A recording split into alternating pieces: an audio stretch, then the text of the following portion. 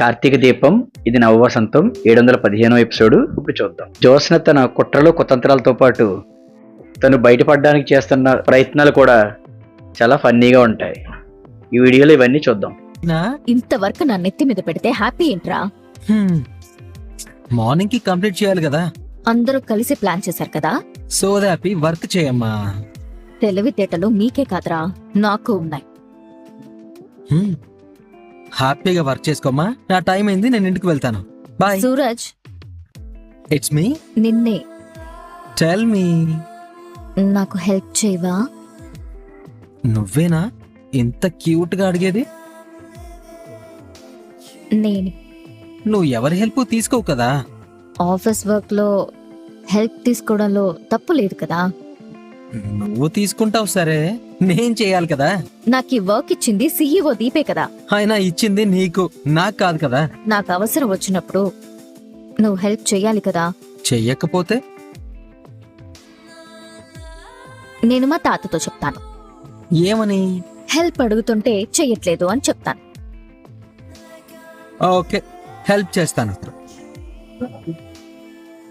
మా తాత పేరు చెప్పగానే భయపడ్డావు కదా. భయం కాదు, గౌరవం. ఎందుకో ఉండడానికి ప్లేస్ ఇచ్చారు, తినడానికి ఫుడ్ ఇస్తున్నారు, ఇంకా ప్రేమగా గౌరవంగా మాట్లాడతారు. మన కోసం ఇన్ని చేసిన మనిషికి మనం ఏం చేయగలం చెప్పు? వీలైనప్పుడు సాయం చేయడం తప్ప.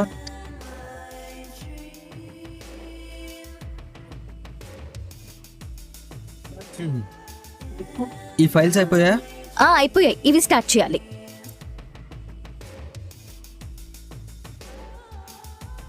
అంటే మా తాత కోసమే హెల్ప్ చేస్తున్నావు అన్నమాట. నీకోసం కూడా.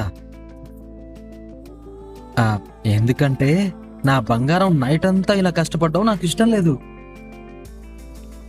నీకు హెల్ప్ చేయడం అంటే నాకు నేను హెల్ప్ చేసుకోవడమే. బక్కరాల భలే దొరికావురా. ఇదిగో, ఇది దాచుకో.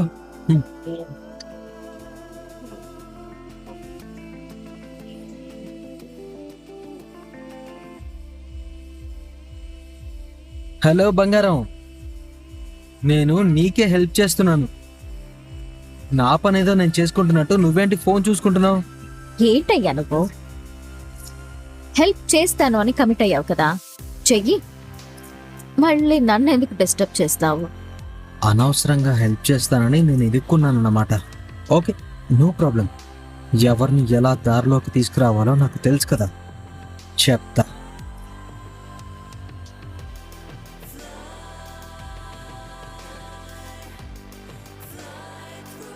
ఇచ్చిన వర్క్ అంతా కంప్లీట్ చేశాను తాత.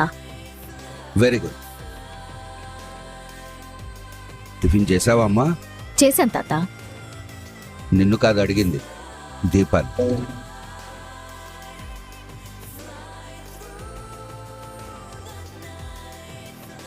తాతయ్య గారు. నోరొకటి చెప్పింది, తల ఒకటి చెప్పింది. చేశాను పెద్దయ్య గారు.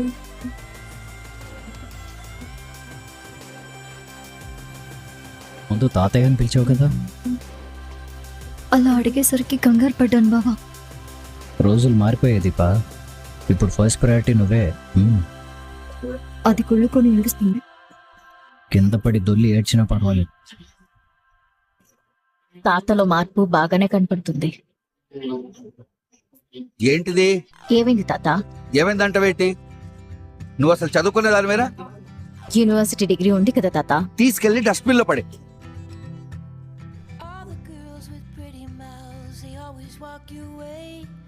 ఏమైందండి? ఏమైందని నువ్వెందుకు అడుగుతున్నావు పారిజాతం? వీళ్ళ కాఫీ తీసుకురాపో. ముసలోడు అరిచి చంపేసేలా ఉన్నాడు. ఇక్కడే ఉంది 56089. అంటే ఇది ఏ బ్రాంచ్ కోడ్? అమీర్పేట్. నీ తలకాయ. దీపా, నువ్వు చెప్పు. మణికొండ. ఈ మట్టి కోడ్లకు చెప్పు. మనకి ఎన్ని బ్రాంచ్లు ఉన్నాయి, వాటి కోడ్ ఏంటి, ఇవన్నీ తెలియకుండానే ఇన్నాళ్ళు సీఈఓగా వెలగపెట్టావా? జరిగిపోయిన దాని గురించి ఎందుకులే తాత. యాక్చువల్లీ ఇవన్నీ కరెక్ట్ గానే ఉండాలి. అంటే ఇప్పుడు నాకు చూడటం చేత కావట్లేదా? సూరజ్ గాడు అన్ని బాగానే చేశానన్నాడే. సరే నువ్వే చూడు, ఎన్ని తప్పులున్నాయి నీకే తెలుస్తుంది. చూడు, ఇది తప్పు. మేడం గారు జోస్నా రెస్టారెంట్ కాకుండా వేరే ఏదో రెస్టారెంట్కి వర్క్ చేసినట్టున్నారు. జోక్ లాపు బావా. జోక్ లాగానే ఉంది నీ వర్క్ కూడా. నిజాయితీగా పోటీలో గెలవడం చేత కాదు, నిజాలు మాట్లాడడం చేత కాదు, చివరికి అసిస్టెంట్ గా పనిచేయడానికి కూడా చేత కావట్లేదు. మీ నాన్న ఊర్లో లేడు కానీ ఈ ఫైల్ చూసి తలకేసి కొట్టుకునేవాడు. పోనీ కొరియర్ పంపించండి. ఏంటనో? కాపీ అండి. నాకు కాదు, దీపకివ్వు.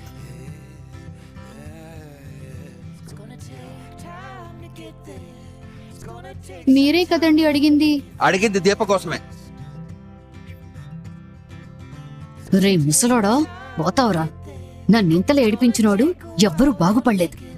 ఏంటి అలాగే చూస్తావు? ఆ, కాఫీ దీపకివ్వు. అలాగేనండి.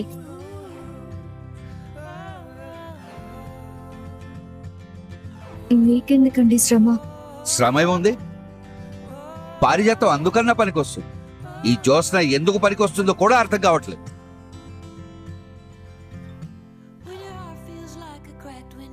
వర్క్ చేశాక ఒకసారి చెక్ చేసుకోవాలి కదా. ఇదే మాట నేను చెప్పాను సార్.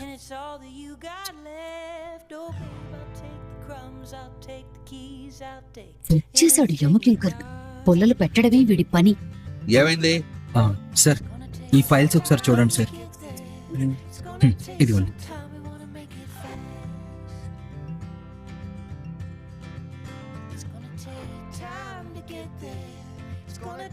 ఇవి కరెక్ట్ గానే ఉంది.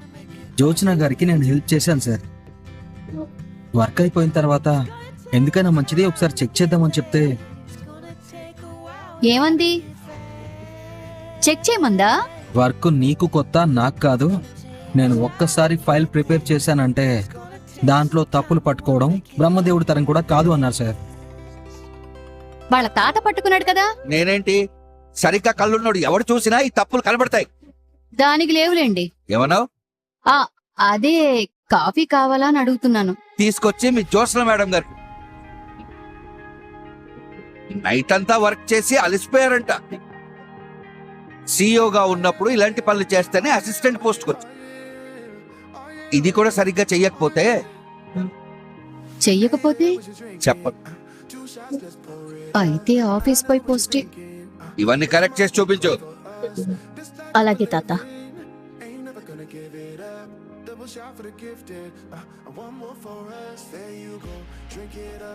నువ్వు చెప్పింది నిజమే బావా. జోష్నకి సూరజ్ కరెక్ట్. నువ్వు కావాలనే తప్పులు చేసావు కదూ. నా డ్యూటీ నేను చేశాను. అది కరెక్ట్ గా ఉందో రాంగ్ గా ఉందో చెక్ చేసుకోవాల్సిన బాధ్యత నీది. బ్రాంచుల ముందు కోడ్లు ఎందుకు తప్పు రాసావు? తెలియక. మరి దీప దగ్గర ఎందుకు కరెక్ట్ గా చెప్పావు? అది నా డ్యూటీ. మరి ఇది నీ డ్యూటీ. కావాలని చేసావు కదా. పని మానేసి మొబైల్లో రీల్స్ చూసుకుంటూ కూర్చుంటే రిజల్ట్ ఇలాగే ఉంటుంది బంగారం. రేయ్, అరవకు. అరిస్తే పోయేది నీ పరువే. ఈసారి లోపలికి పోయి బుద్ధిగా పనిచేసుకో. ఉంటాను. ఛ! ఎవరికి ఎలా బుద్ధి చెప్పాలో నాకు తెలుసురా. అయ్యా, ఎలా ఉండే బతుకు ఎలా అయిపోయింది. తలరాత. మొదలెట్టిన చోటుకే మళ్ళీ వచ్చాను కదా. ఆ పోజ్ బాగుంది, మళ్ళీ పెట్టు. ఒరే, ఏం చేస్తున్నావురా? నా ఆటోగ్రాఫ్. నీ స్వీట్ మెమరీస్ పారు. అందంగా అలంకరించుకున్నప్పుడు ఎప్పుడైనా ఫోటో తీసావురా? అలంకరిస్తే గేదె కూడా అందంగానే ఉంటుంది పారు. సహజత్వంలోనే ఉంది అసలైన సౌందర్యం. దీన్ని సహజత్వం అనర్రా, బానిసత్వం అంటారు. ఆహా, క్యాప్షన్ దొరికేసింది. ఎక్కడా? ఇక్కడే. ఇప్పుడు నేను ఫోటోలు ఊరికే తీసాను అనుకున్నావా? మరెందుకు తీసావు? దీన్ని 10 అడుగుల ఫ్లెక్సీ చేయిస్తాను. ఈ అవతారంతోనా? ఈ అవతారానికి ఏంటి, ఆల్ ఇండియా పని మనుషుల సంఘానికి ప్రెసిడెంట్ లా ఉన్నావు. ఒరేయ్, నీ కాళ్ళు పాలతో కడిగిన తప్పులేదురా. పాలతో కాకపోతే పన్నీర్తో కడుగు. నేనెవరొద్దన్నారు? ముందు చెప్పేది విను. చెప్పు.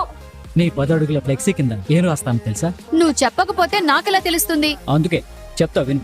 మ్మ్. బానిసత్వంలో కూడా సహజత్వం చూపించగల మన రంగస్థల రంగ నాయకి పారిజాతం అని రాయిస్తాను. చండాలంగా ఉంది. చివరిదా? మొదటిది.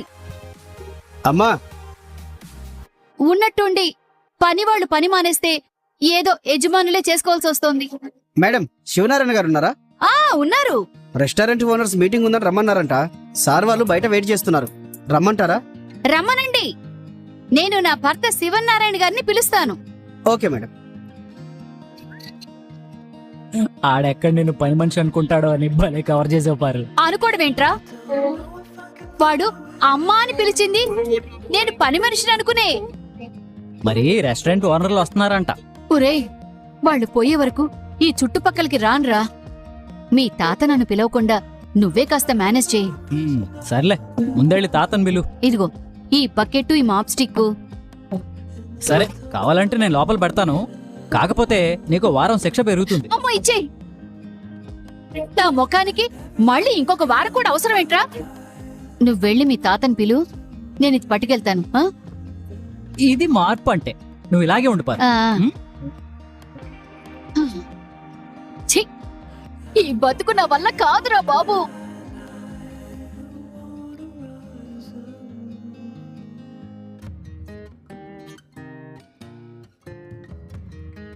రండి రండి. నమస్కారం సార్. నమస్కారం అండి. రండి, కూర్చోండి కూర్చోండి. శివనారాయణ గారు ఎలా ఉన్నారు? నా మనవాళ్ళు మనవరాళ్ళ దయ వల్ల కాస్త బరువు బాధ్యతలు తగ్గించుకొని హ్యాపీగానే ఉన్నా. మీకు పరిచయం చేయలేదు కదా, తను మా కొత్త CEO దీప. నమస్కారం అమ్మా. తను నా మనవడు భార్య.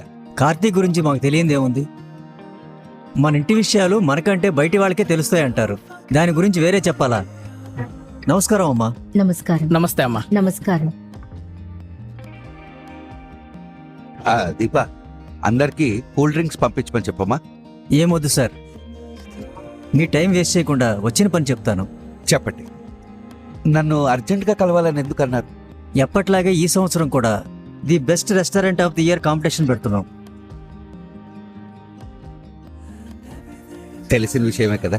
ఈ కాంపిటీషన్ వల్ల సిటీలో ది బెస్ట్ ఫుడ్ ఏ రెస్టారెంట్లో దొరుకుతుందో అందరికీ తెలుస్తుంది. కాకపోతే ఈసారి కాంపిటీషన్లో డైరెక్ట్గా రెస్టారెంట్ చెఫ్స్ లైవ్ పార్టిసిపేషన్ చేస్తున్నారు. ఇది కదా నిజమైన కాంపిటీషన్ అంటే. లైవ్ లో పోటీ పడితేనే ఎవరి సత్తా ఏంటో తెలుస్తుంది. ఈ కాంపిటీషన్లో ఒక కొత్త రెస్టారెంట్ పోటీకి దిగుతుంది. కొత్తగా? ఎవరిది? నాదే. ఈయన మీకు పరిచయం లేనట్టుంది. ఈయన పేరు... మీరాగండి, నేనే పరిచయం చేసుకుంటాను. నా పేరు దక్షిణామూర్తి. సిటీలో ఓ 4 కమర్షియల్ కాంప్లెక్స్ల దగ్గర, ముఖ్యంగా మీ రెస్టారెంట్కి ఎదురుగానే కొత్త బ్రాంచ్ని ఈరోజే ఓపెన్ చేశారు.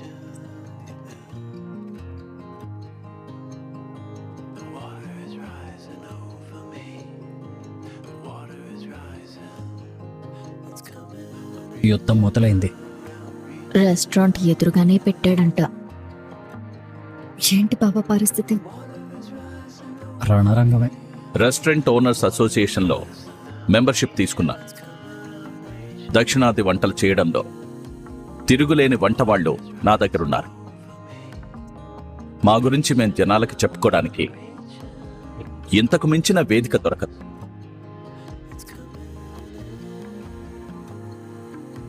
అందుకే మీతో పోటీ పడాలని,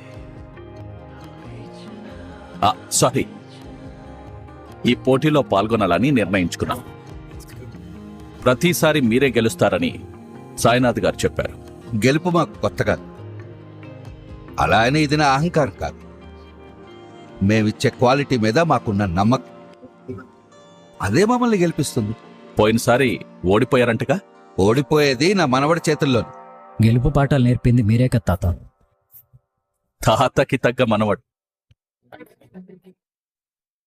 నువ్వు తాతకి తగ్గ మనవరాలు అనిపించుకోవాలి. మా తాత ఏ లోకంలో ఉన్నాడో. ఇప్పుడు ఆ సత్యరాజ్ రెస్టారెంట్ మాదే.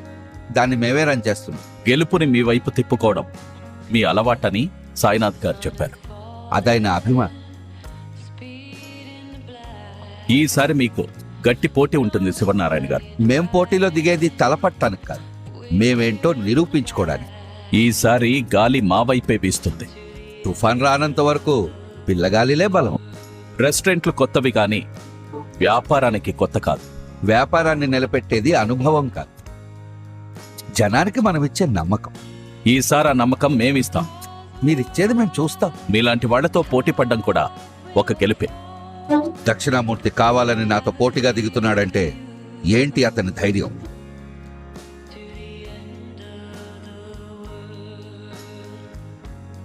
సాయినాథ్ గారు, మా అబ్బాయి దశరథ ఊళ్ళో లేడు.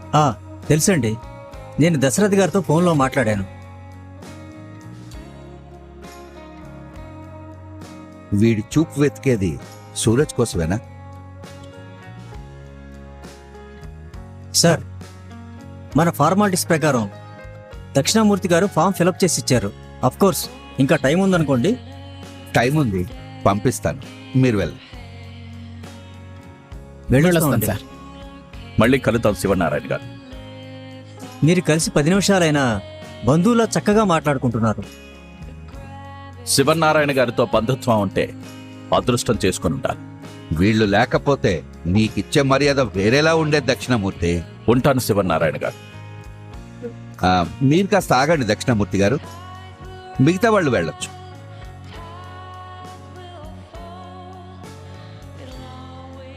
చెయ్యాల్సిన మర్యాదలు మిగులున్నాయా?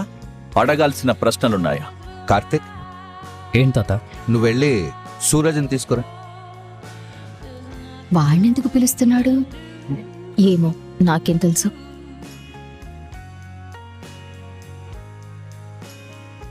అదిగో సూరజ్ వస్తున్నాడు.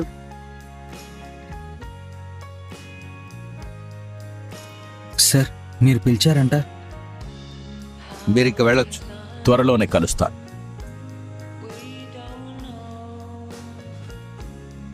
అదేంటి సార్, సూరజ్ని ఎందుకు కొట్టారు? ఇప్పుడు ప్లానింగ్ చేశాడు. సార్, నన్ను ఎందుకు కొట్టారో నేను చెప్తాను బ్రదర్. ఎందుకు? అనుమానం తీర్చుకోవడానికి. అనుమానమా? ఇప్పుడు వచ్చిన పెద్ద మనిషితో నాకు సంబంధం ఉందని చైర్మన్ గారి అనుమానం.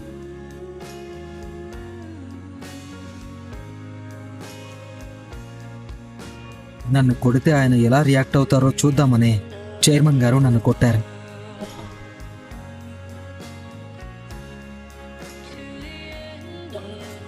ఏంటి సార్, అంతేనా? యూర్ రైట్ సూరజ్, నా అనుమానాన్ని నువ్వు అర్థం చేసుకున్నావు. ఇప్పుడు మీ అనుమానం తీరిందా? తీరింది. నేను వెళ్ళొచ్చా? వెళ్ళొచ్చు, కానీ వెళ్లే ముందు ఒక మాట. నేను నా అనుకున్న వాళ్ళ మీదే చెయ్యెత్తుతాను.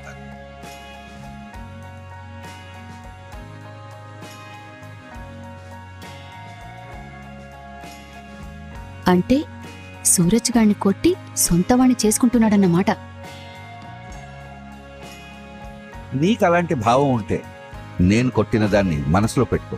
మీ ఉద్దేశాలు నాకు అర్థమైన తర్వాత తప్పుగా ఎందుకు అనుకుంటాను సార్? నేను మీ వారిని అన్నారు, అది చాలు నాకు. ఉంటాను సార్.